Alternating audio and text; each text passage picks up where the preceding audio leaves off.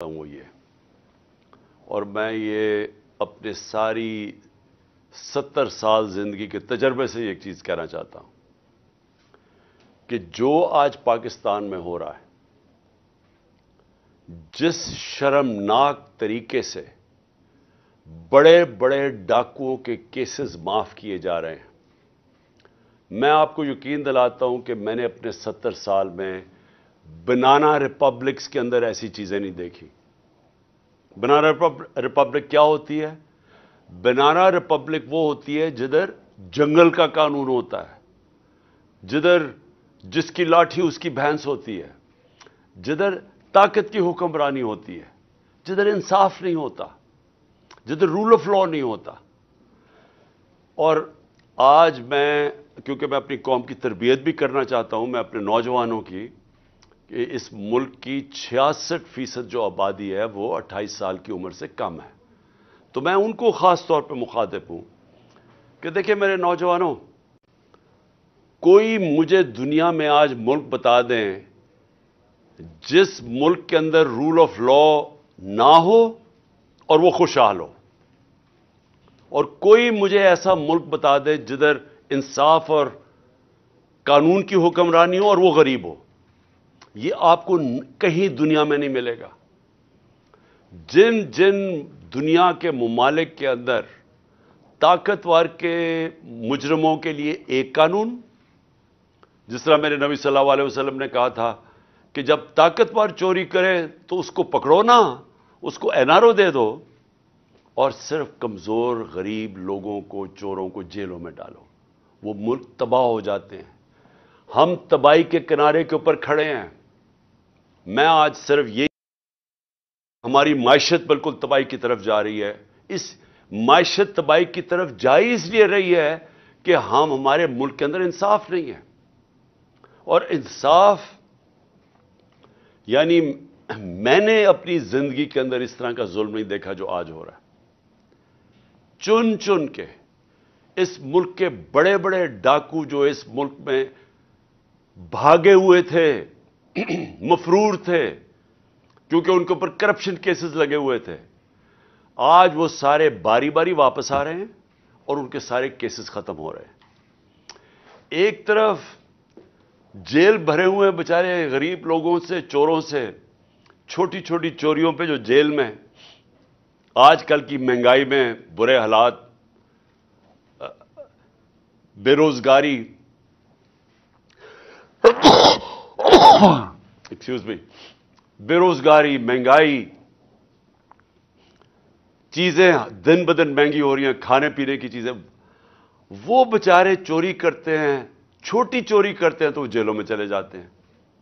اور وہ لوگ جنہوں نے دونوں ہاتھوں سے 30 سال سے اس ملک کو لوٹا ہے، یہ جو دو بڑے خاندان جنہوں نے، جن کی چوریوں کے اوپر کتابیں لکھی ہوئی ہیں، ایک ریمنڈ بیکر کی کتاب ہے دی وے آف دی ورلڈ، یہ زرداری اور شریف خاندان کے اوپر پورا چیپٹر لکھا ہوا ہے ان کی چوری کے اوپر، کہ ملک کا کرپشن ہوتی ہے ملک کا پیسہ چوری کرنے کا، ان کی کرپشن پہ ملک کا جو انہوں نے پیسہ چوری کیا وہ کتاب ان کی کتاب میں ہے۔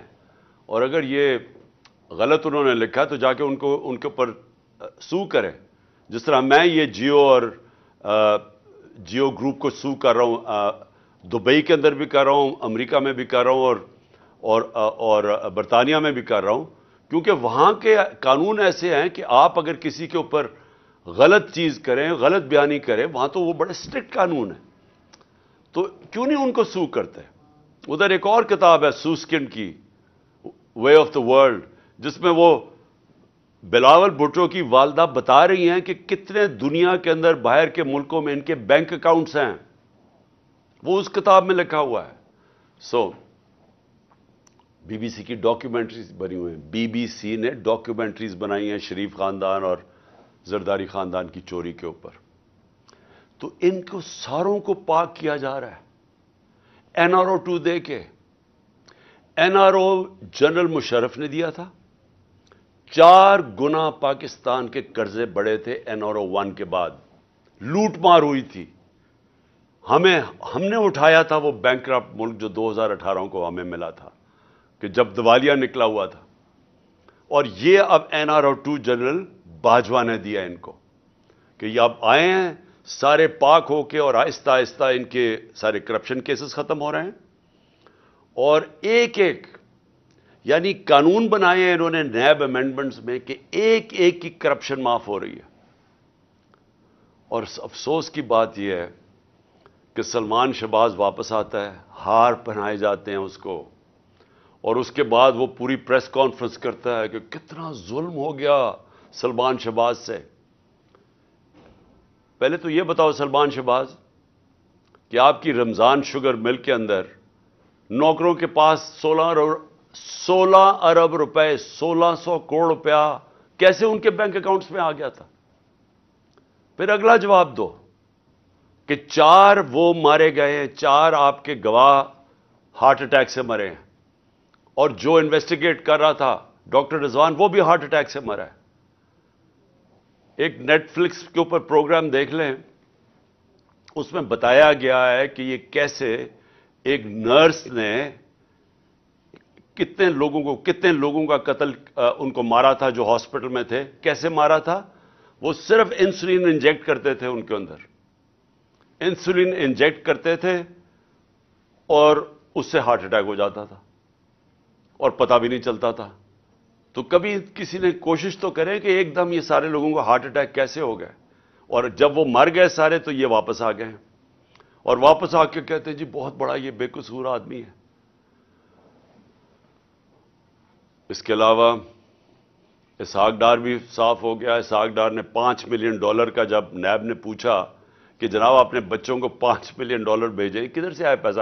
کہتا جی دبئی کے شیخ نے میں نے اس کا یہ کام کیا تھا, اس نے دیا. انہوں نے کہا اچھا جناب رسید بتا دیں کہ کس نے پیسہ دیا ہے.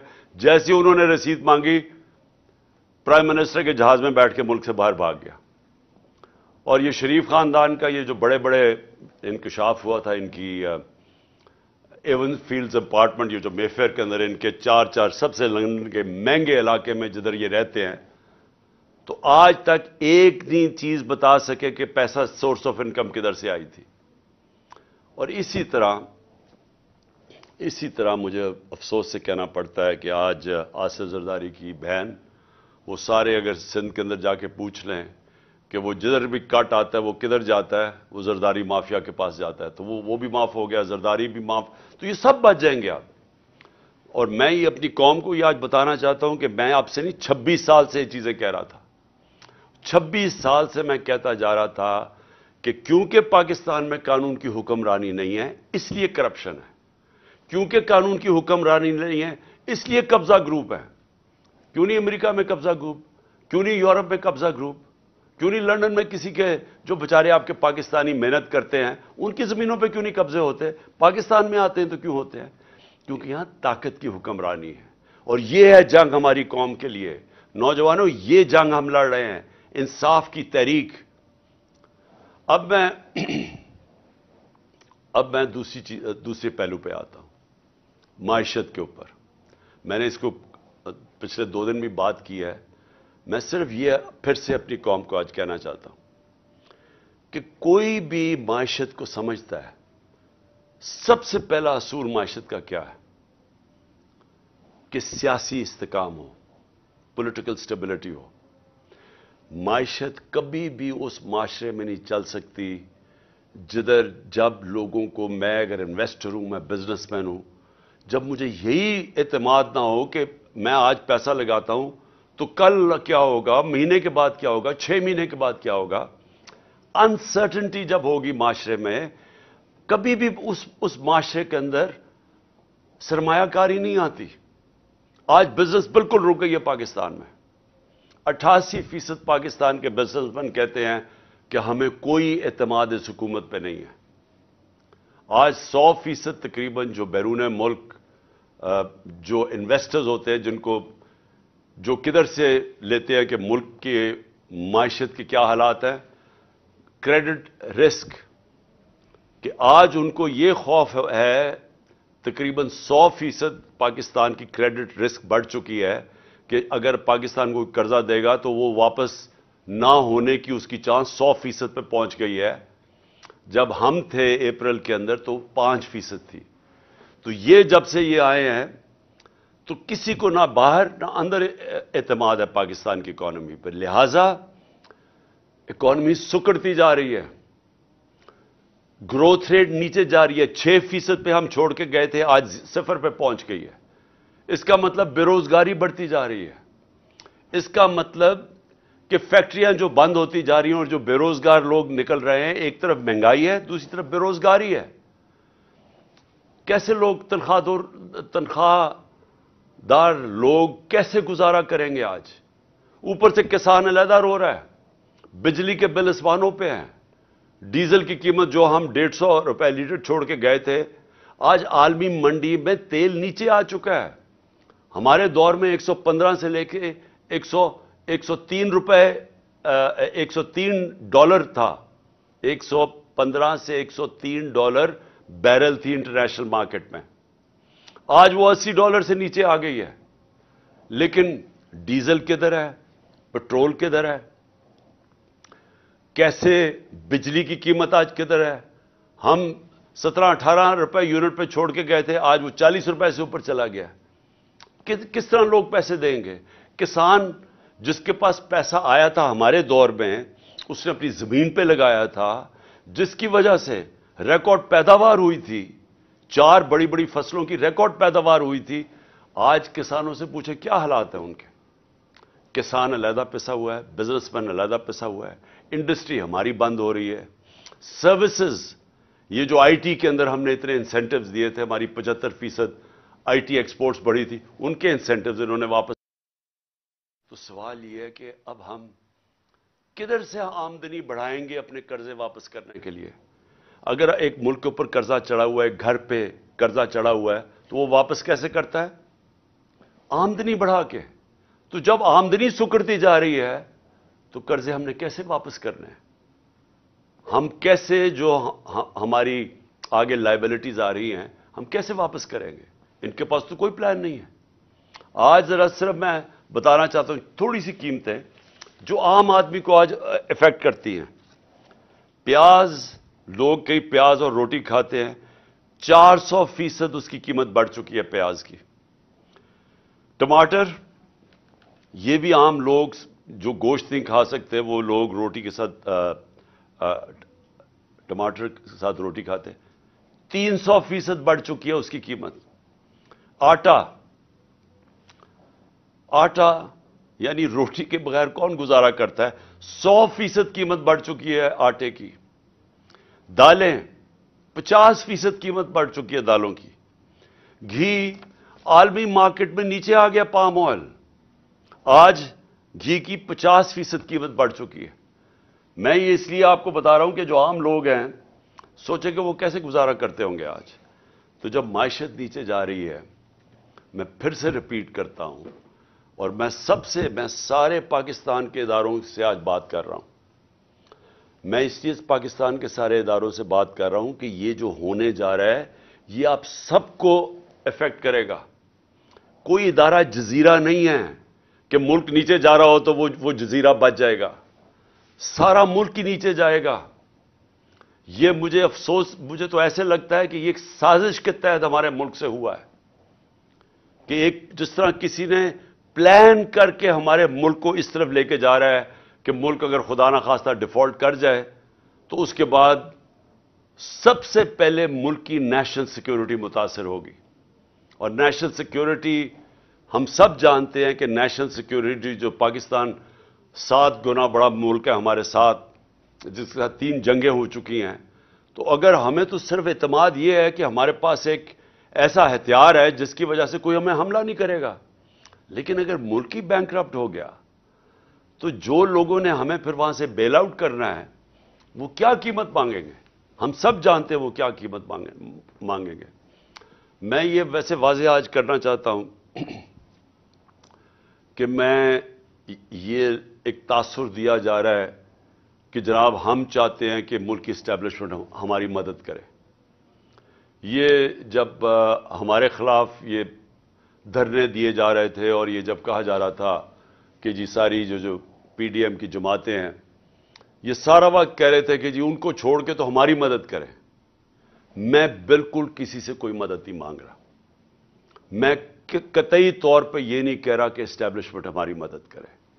मैं ये चाह रहा हूं कि एस्टैब्लिशमेंट न्यूट्रल हो। मैं इसलिए चाह रहा हूं एस्टैब्लिशमेंट न्यूट्रल हो कि एस्टैब्लिशमेंट का वकार ऊपर जाए। जनरल बाजवा के दौर के अंदर फासला अवाम और एस्टैब्लिशमेंट के बीच में फासले बढ़ गए। यह हमारे मुल्क का नुकसान। इस मुल्क को एक मजबूत फौज के इदारे की जरूरत है। मैं एक आजाद आदमी हूं, एक आजाद मुल्क में रहना चाहता हूं। मैं किसी सूरत यह नहीं चाहता कि हमारी फौज कमजोर हो और हमारी आजादी चली जाए। इसलिए यह पाकिस्तान के इंटरेस्ट में है कि हमारा फौज का अदारा मजबूत हो।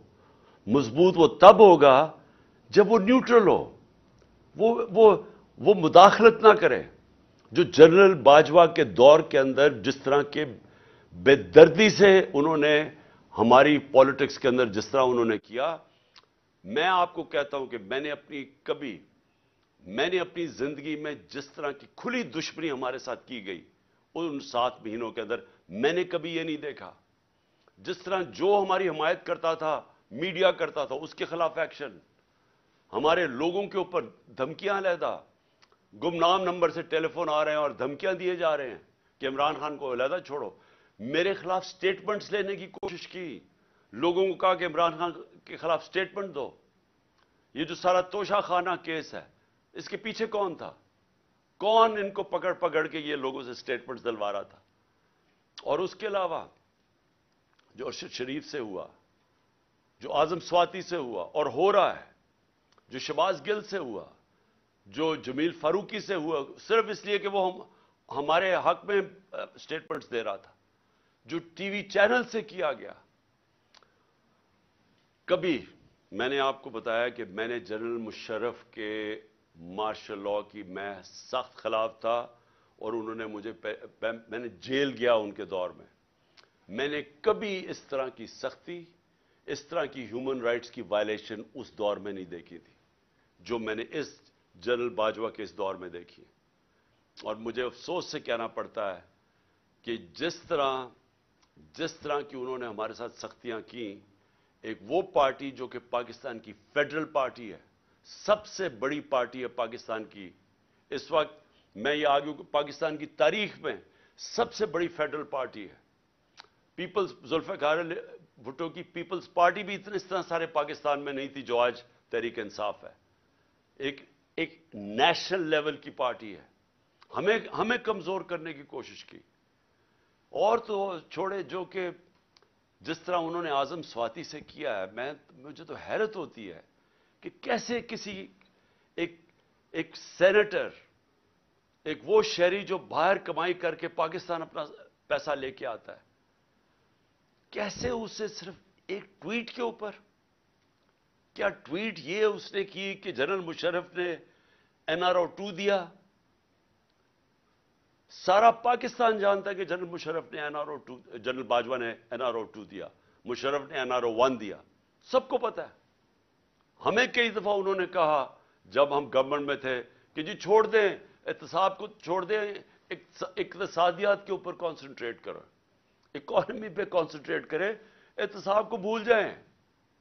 हमें फैटफ के अंदर इनकी तरफ से आई रिक्वेस्ट कि जनाब फैटफ में इनको एनआरओ 2 दे दो, ये ऑपोजिशन को। तो हमें तो पता है कि एनआरओ 2 किसने दिया। तो अगर आजम स्वाति ने ये एक ट्वीट कर ही दी, ये इसकी इतनी बड़ी सजा थी कि उसको पहले पोतों और पोतियों के सामने घर में 3 बजे घुस के मारा गया, फिर उसको नंगा करके आईएसआई ने उसको मारा अलहदा, और उसके बाद उसको जो कैसेट उसकी बीवी और बेटी को दी गई वो गंदी कैसेट, और उसके बाद अब उसके ऊपर 30 केस और कर दिए। उस उम्र में आदमी को कभी कोयटा जा रहा है और कभी सिंध जा रहा है, और मैं आज कोयटा और सिंध के हाई कोर्ट्स को सलाम पेश करता हूं कि जिस तरह उन्होंने स्टैंड लिया इसके ऊपर। लेकिन क्या ये एक महज़ब माशरे में, एक डेमोक्रेटिक माशरे में होता है? ये तो डिक्टेटरशिप में भी इतना बुरे हालात नहीं थे। और उसके बाद शहबाज गिल, उसके ऊपर 8 केस और कर दिए। میں ایکس پرائم منسٹر پاکستان کا، مجھے پتا ہے کس نے گولیاں، کون یہ، کس نے میرے اوپر قاتلانہ حملہ کیا، مجھے پتا ہے وہ کون ہے. میں اپنی ایف آئی آر نہیں کٹوا سکا تو اور کون کٹوائے گا پاکستان میں؟ اور کون آج مجھے بتائیں کمزور آدمی، اگر ایکس پرائم منسٹر سب سے بڑی پارٹی کا ہیڈ اگر وہ نہیں کر سکتا تو باقی کون کر سکتا ہے؟ تو یہ ہیومن رائٹس کا حال ہے آج. ہم بات کرتے ہیں کہ جی مقبوضہ کشمیر میں بہت بڑے برے حالات ہیں، تو یہاں کیا ہیں؟ یہاں کون سے ہیومن رائٹس رہ گئے ہمارے؟ اور مجھے بڑے افسوس سے کہنا پڑتا ہے، میں پوری ریسپیکٹ سے میں اپنی اعلیٰ عدلیہ سے پوچھنا چاہتا ہوں کہ دیکھیں، اگر آپ ہمارے فنڈامنٹل رائٹس کی، اگر آپ ان کی حفاظت نہیں کریں گے تو اور کون کرے گا؟ کیوں کوئی باہر